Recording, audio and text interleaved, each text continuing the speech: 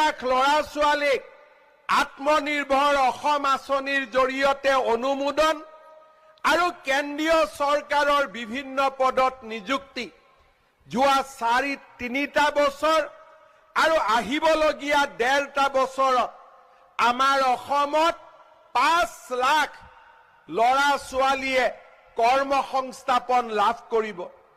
আমাৰ ৰাজ্যত শান্তি শৃংখলা ঘূৰি অহাৰ বাবে ল'ৰা ছোৱালীয়ে ব্যৱসায় বাণিজ্য কৰিছে আৰু আজি তাৰ ফলত হততে দেখি থকা আন্দোলন অসম বন্ধ বঙাইগাঁও জিলা বন্ধ এই ঘটনাবোৰ লাহে লাহে নোহোৱা হৈছে।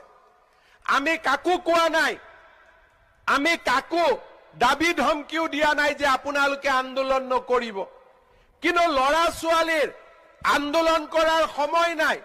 এটাৰ পিছত এটা চাকৰিৰ পৰীক্ষা, ইউনিভাৰ্চিটিত যাবলগীয়া হৈছে, কলেজত যাবলগীয়া হৈছে, টিউচনত যাবলগীয়া হৈছে, কাৰো সময় নাই। ফেব্ৰুৱাৰী মাহত এডিআৰই পৰীক্ষাৰ ৰিজাল্ট দিব, মাৰ্চত লগে লগে পুলিচ আৰু নতুন চাকৰি 35,000ৰ আৰু এডভাৰটাইজ আমি লগে লগে উলিয়াই দিম। আমি আমাৰ যুৱক শক্তিক ব্যস্ত কৰি ৰাখিছো, কোনেও যাতে বেলেগ ৰাস্তাত যাব নোৱাৰে। 1.5 লাখ চাকৰি, 2 লাখ ল'ৰা ছোৱালীক আত্মনিৰ্ভৰ অসম আঁচনিৰ জৰিয়তে অনুমোদন আৰু কেন্দ্ৰীয় চৰকাৰৰ বিভিন্ন পদত নিযুক্তি যোৱা 3টা বছৰ আৰু আহিবলগীয়া 1.5টা বছৰত আমাৰ অসমত 5 লাখ ল'ৰা ছোৱালীয়ে কৰ্মসংস্থাপন লাভ কৰিব।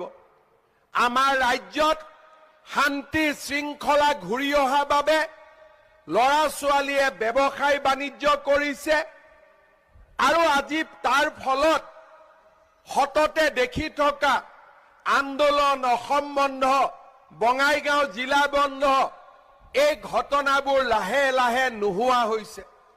আমি কাকো কোৱা নাই, আমি কাকো দাবী ধমকিও দিয়া নাই যে আপোনালোকে আন্দোলন নকৰিব, কিন্তু ল'ৰা ছোৱালীৰ আন্দোলন কৰাৰ সময় নাই।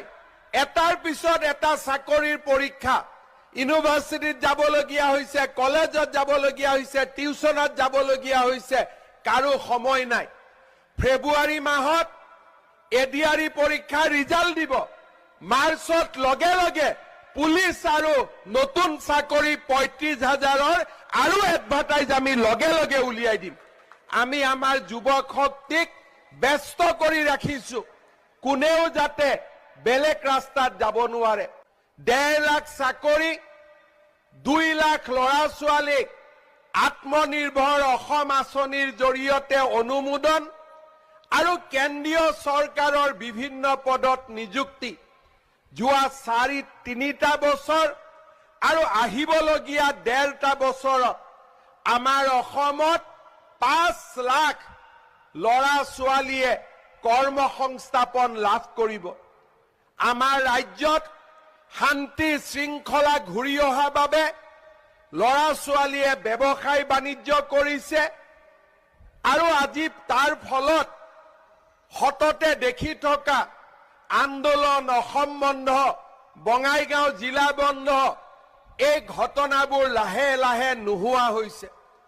আমি কাকো কোৱা নাই, আমি কাকো দাবী ধমকিও দিয়া নাই যে আপোনালোকে আন্দোলন নকৰিব, কিন্তু ল'ৰা ছোৱালীৰ আন্দোলন কৰাৰ সময় নাই। এটাৰ পিছত এটা চাকৰিৰ পৰীক্ষা, ইউনিভাৰ্চিটিত যাবলগীয়া হৈছে, কলেজত যাবলগীয়া হৈছে, টিউচনত যাবলগীয়া হৈছে, কাৰো সময় নাই। ফেব্ৰুৱাৰী মাহত এডিআৰই পৰীক্ষাৰ ৰিজাল্ট দিব, মাৰ্চত লগে লগে পুলিচ আৰু নতুন চাকৰি 35,000ৰ আৰু এডভাৰটাইজ আমি লগে লগে উলিয়াই দিম। আমি আমাৰ যুৱক শক্তিক ব্যস্ত কৰি ৰাখিছো, কোনেও যাতে বেলেগ ৰাস্তাত যাব নোৱাৰে।